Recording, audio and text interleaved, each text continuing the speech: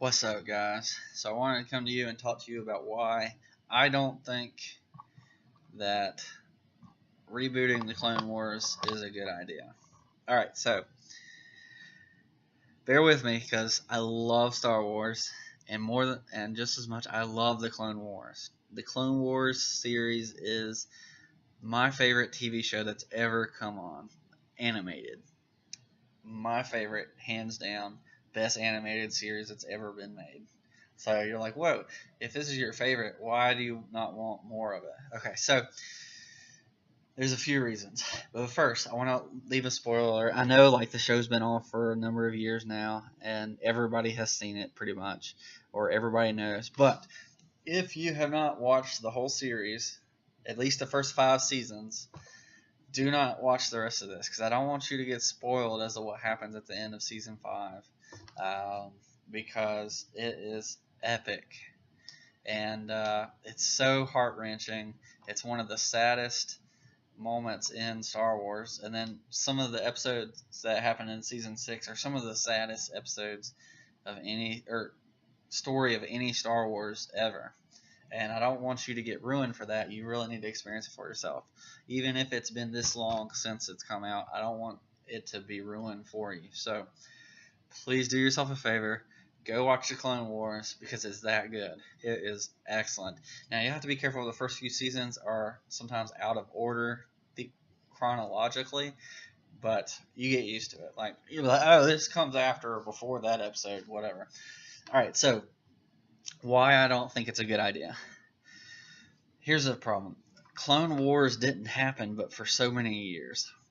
Alright, so it started in episode 2 and ended in episode 3. And there was only supposed to be a couple years. I think in the movies it was like supposed to be like 3 or 4 years later. Episode 3 does. But it's supposed to be a very short amount of time. And you really like the seasons kind of, they ended up lasting like 5 or 6 years is when the series lasts.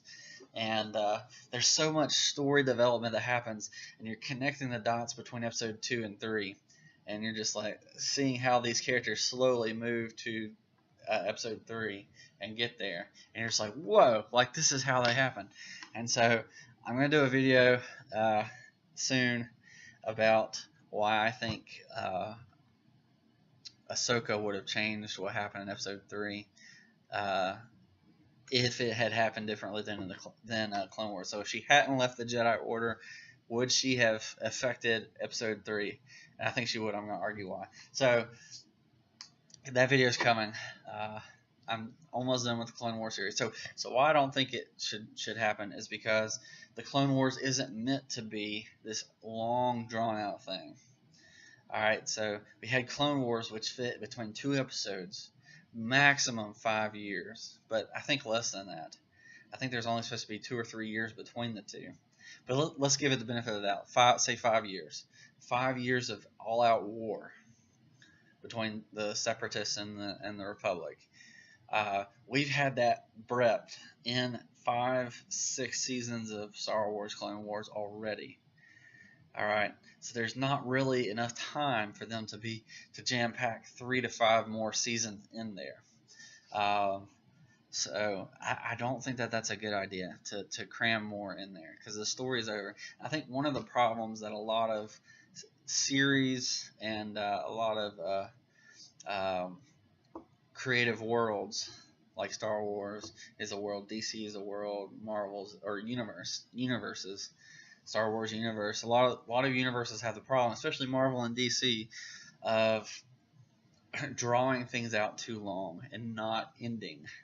And so, the end of episode 5 is so good, where Ahsoka just leaves the Jedi Order because she realizes that the Jedi Order has become the exact opposite of what they're supposed to be, and that is a perfect T-ball soft pitch setup for what happens in episode 3, where you realize the Republic isn't the good guys anymore, that they have become manipulated by the Sith Lord himself and have suddenly become the Empire.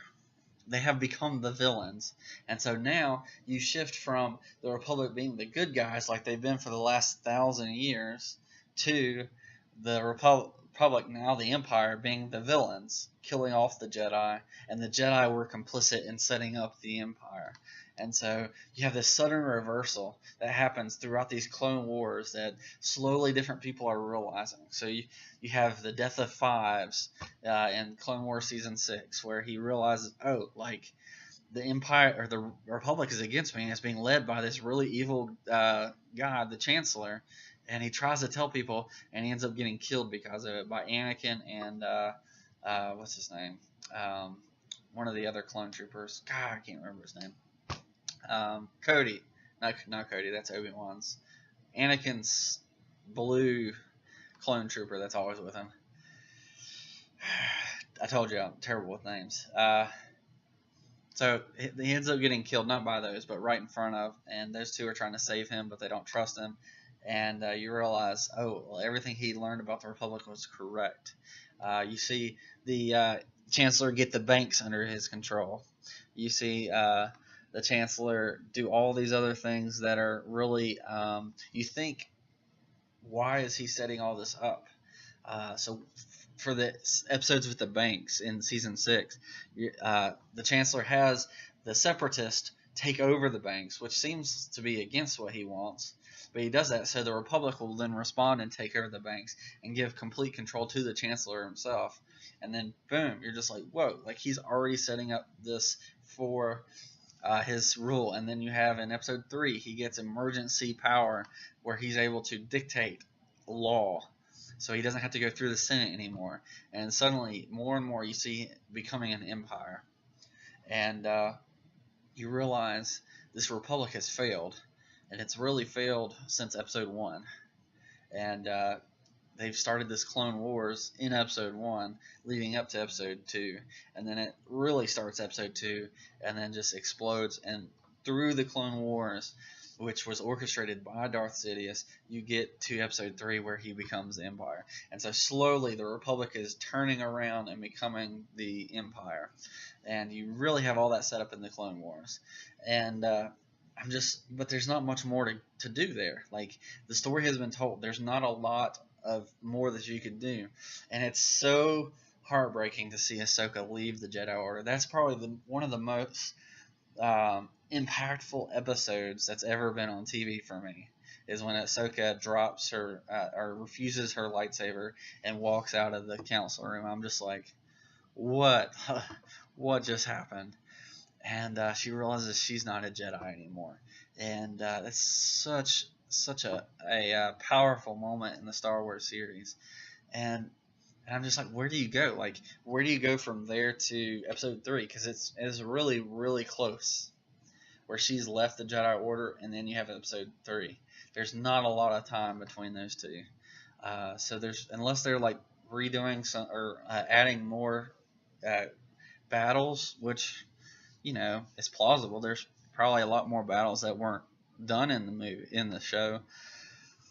But there's not a lot of room to go between between the end of Clone Wars and Episode 3. So I love the idea. I'm glad that we're kind of getting, like, I'm super excited. I will watch every one of them, believe me. And I haven't watched Rebels yet, but I want to. I just got to find a way to, because I can't watch live TV. I don't know what channel it comes on. I guess it's Cartoon Network. But I need to find a way to watch all those, and I will. I think Marvel's coming out with their own streaming service eventually, and hopefully all of them will be on that, and I'll be getting that as well as the DC one. But we'll see. I think a better idea is not Clone Wars, unless they do a post-Episode 3 where they pick up after Episode 3 with the next season, and the Clone Wars are over, or they finish up the Clone Wars. I don't know how they would do it, but you have them as Imperials. That would be really interesting to see how the clones take after killing the Jedi. That would be perfect.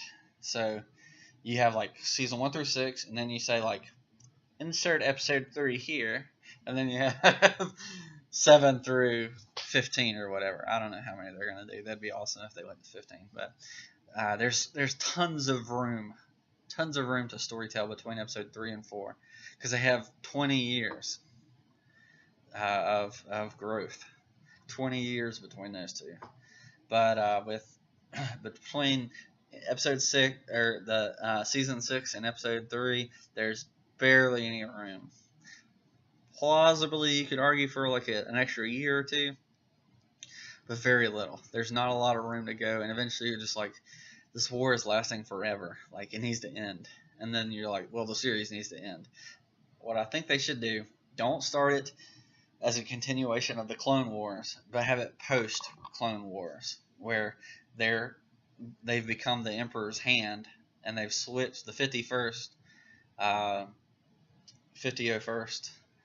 the 51st group becomes the Emperor's hand. They become the Empire.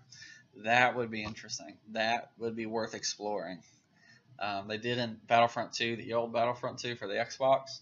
Love that video game. That was amazing. So let me know what you think. I'm super stoked that they're bringing Clone Wars back. I just think that they need to change the time. Honestly, they should have just changed the name the way I think they should do it. I think they're realizing the mistake they made at canceling Clone Wars, because it was excellent. But we'll see. We'll see what happens. One of the benefits of doing post episode 3 is you could bring Ahsoka back very quickly. You could continue her story, which is desperately needed. So we'll see. I don't know what it's going to be about. I'm sure it's going to be a continuation of the Clone Wars, but it'd be cool if they brought it quickly to after the Clone Wars, and I would love that. So let me know what you think.